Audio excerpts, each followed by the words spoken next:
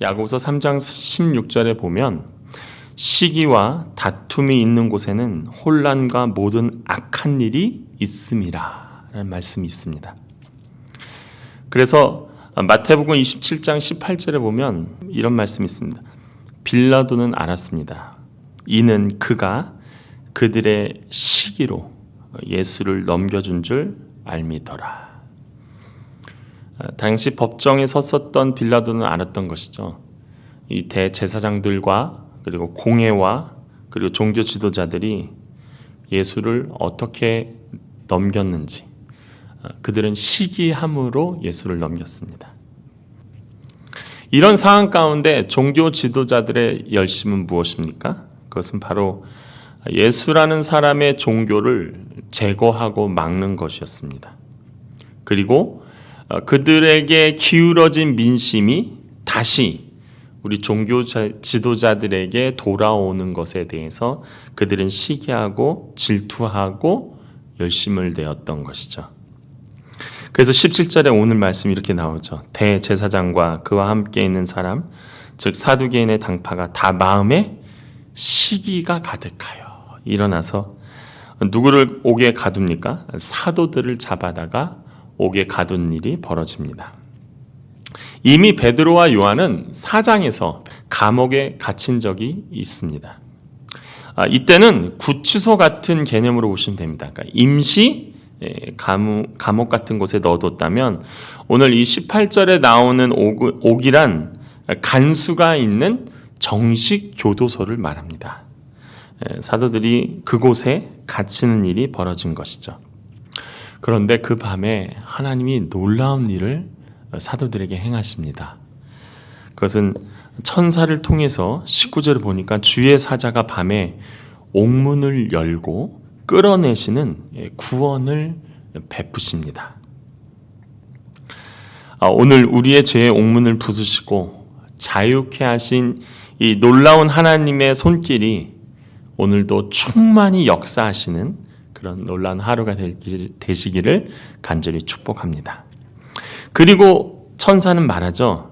20절에 가서 성전에 서서 이 생명의 말씀을 다 백성에게 말하라라고 말합니다. 너희가 복음을 전하였던 그 자리에 다시 가라는 것이죠. 그리고 생명이신 예수 그리스도의 구원과 부활의 말씀을 다시 증거하라는 것입니다. 감옥이 풀려났으니 집에 가서 다시 옷도 새로 입고 단정하게 입고 밥도 먹고 그리고 오늘 옥문이 열리는 그런 또 은혜를 기적을 너희들이 경험했으니까 마음을 좀 추스려라. 또 뭐 이런 것들을 할 수 있을 것 같기도 한데 지금 당장 복음의 증거자로 계속 나아가라는 것이에요. 우리가 하나님의 자녀 백성 성도로 살아갈 때에 때로는 삶의 여러 가지 상황으로 인해 멈출 때가 있습니다. 그러나 중요한 것은 멈출 수는 있지만 포기해서는 안 됩니다. 차가 정차할 수는 있지만 주차하는 것은 안 된다는 것이죠. 그리스도를 전하고 또 그리스도의 삶으로 살아가는 것은 주님이 언젠가 우리를 부르시는 그날까지는 쉴 수 없는 것입니다. 그래서 사도들이요 21절에 보니까 그 천사의 말을 듣고 그 천사의 인도함을 받아 그 새벽에 성전에 들어가서 가르칩니다. 사도들은 지금 새벽에 성전으로 나오는 사람들을 향하여 복음을 전하고 있습니다. 그런데 동시에 사도들을 가두어 놓은 장본인들이 또 이 21절에 나옵니다. 어떤 자들이 나옵니까? 21절에 보니까 대제사장과 그와 함께 있는 사람들이 와서 공회와 이스라엘 족속의 원로들을 다 모으죠. 그리고 22절부터 24절까지 보면 이제 그들이 명령하죠. 잡아온 사도들을, 가둬놓은 사도들을 데려와라 이런 얘기들을 합니다. 그러니까 같은 시간에 이 새벽에 동시간에 지금 진행되고 있는 두 부류를 보셔야 됩니다. 한 부류는 누굽니까? 천사가 옥문을 열고 사도들을 이끌어내어 다시 복음을 전하고 있는 사도들입니다. 한 부류는 시기심에 감옥에 가두어 놓았던 사도들을 어떻게 처리할까에 대해서 밤새 고민하는 자들입니다. 그리고 그 새벽에 신문하러 나온 사람들이죠. 누가 있습니까? 그곳에 대제사장이 있고 70인 사내들인 회원이 있는 그 공회가 있고 그리고 이스라엘의 원로들이 있습니다. 세상적인 눈으로 볼 때는 이 사도들은 이스라엘을 이끌고 있는 지도자들에 비하면 비교조차 할 수 없는 존재입니다. 그리스도인들은 때론 감옥에 갇히는 이런 힘없는 자들로 보여질 수도 있습니다. 세상의 권세와 정사 잡은 그들은 의기양양하죠. 그래서 물질과 정치적인 힘으로 어떻게 하면 교회를, 어떻게 하면 성도를, 어떻게 하면 그리스도를 죽일지에 대해서 그들은 밤낮 없이 의논합니다. 그리고 그런 힘이 자신들에게 있다고 믿고 있습니다. 교회와 성도가 은혜 가운데 있는 것을 그들은 시기합니다. 지금도 세상의 경제와 그 운영되는 시스템은 24시간이 모자른 듯이 운영되고 있습니다. 어떻게 하면 돈을 벌고 건강하게 잘 먹고 잘 살지에 대해서 쉼없이 열심을 내고 있는 것이 이 세상의 시스템이자 원리입니다.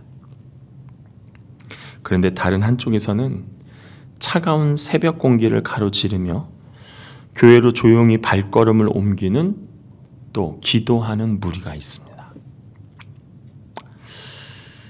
진짜 중요한 것은 하나님이 어디에 주목하고 계시는가? 하나님이 지금 누구를 바라보고 계시는가? 바로 옥에서 풀려난 사도들입니다. 또한 이 새벽에 하나님을 경외하고 사랑하여 주의 말씀을 듣고자 모인 저와 성도 여러분을 하나님이 주목하고 계신 줄로 믿습니다. 세상에 수많은 라이트가, 수많은 영광들이 힘 있는 자들을 향하여 밤새 비추는 것 같지만 여호와 하나님의 영광의 빛은 하나님의 말씀의 가르침을 받고 하나님의 일에 관심이 있으며 무엇보다 그리스도가 살아가셨던 그 마음과 모습처럼 살아가려는 그리스도인들에게 지금도 여전히 비춰주고 있다는 사실입니다. 이러한 상황 가운데서 대제사장이 다시 사도들에게 이런 말을 합니다. 28절이죠. 이르되 우리가 이 이름으로 사람을 가르치지 말라고 엄금하였으되 너희가 너희 가르침을 예루살렘에 가득하게 하니 이 사람의 피를 우리에게로 돌리고자 함이로다. 지금 말하고 있는 이 대제사장은 예수 그리스도를 신문하고 빌라도를 통해 십자가에 달려 돌아가게 한 그 장본인 아마 가야바였을 것입니다. 그는 이미 그 전에 사도행전 4장 18절에 보면 그들을 불러 경고합니다. 그들은 이제 베드로와 요한을 말하는데요.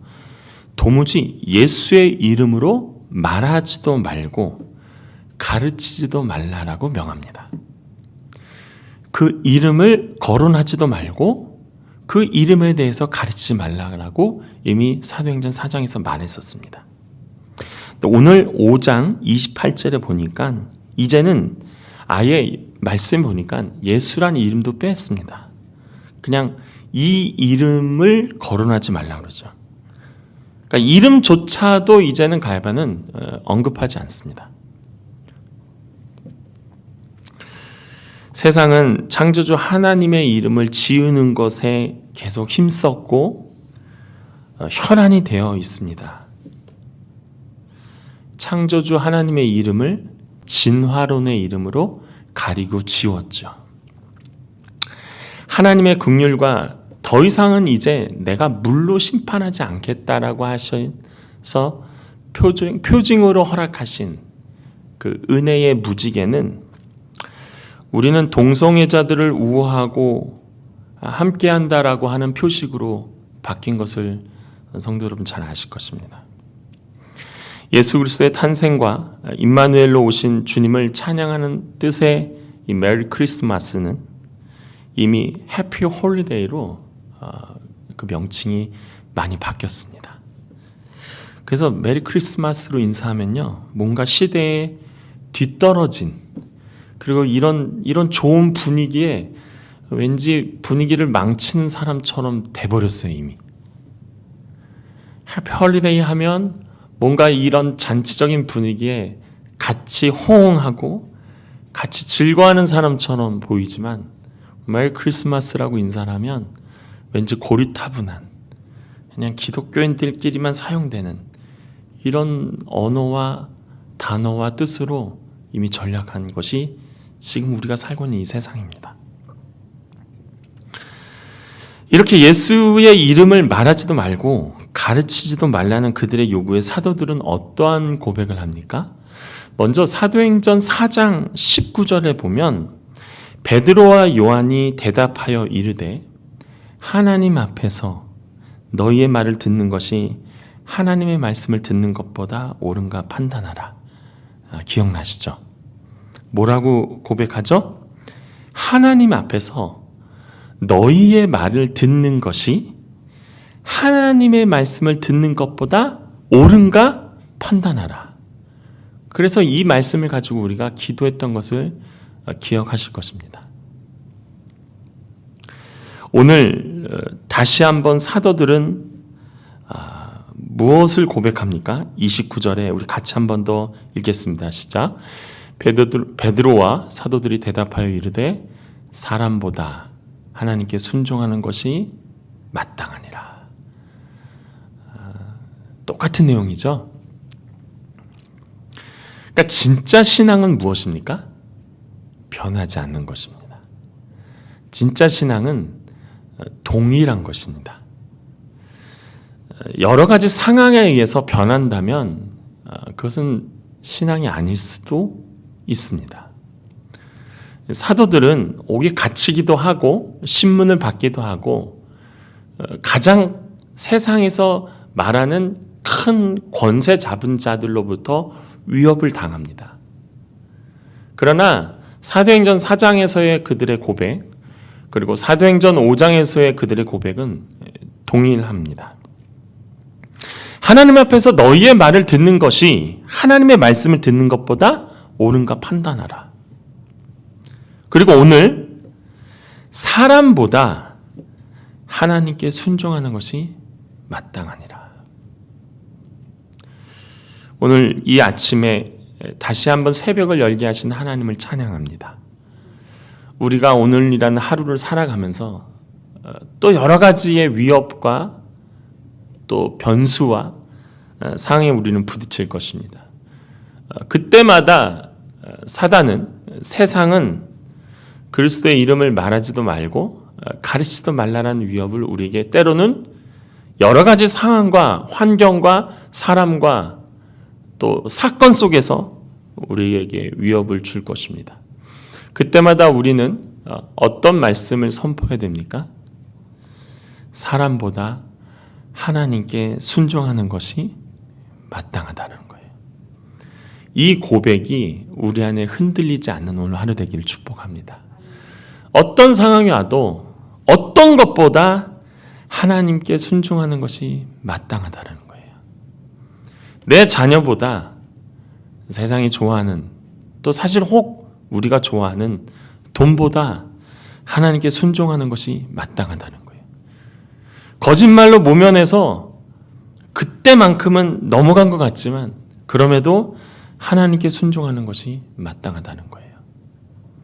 이 고백을 잊지 마시고, 그래서 오늘 하루 내내 사람보다, 돈보다, 관계보다, 그리고 환경보다, 여러 가지 상황보다 하나님께 순종하는 것이 마땅하다는 그 말씀에 이끌림 받는, 그것이 오늘 내 삶을 일으켜 세우는 그 말씀이 나를 다시 한번 세워주시는, 그 말씀이 오늘 나를 하나님의 백성으로, 하나님의 자녀로 살아가게 하는 원동력으로 그렇게 힘있게 살아가시는 저와 성도 여러분 되시기를 간절히 축복합니다.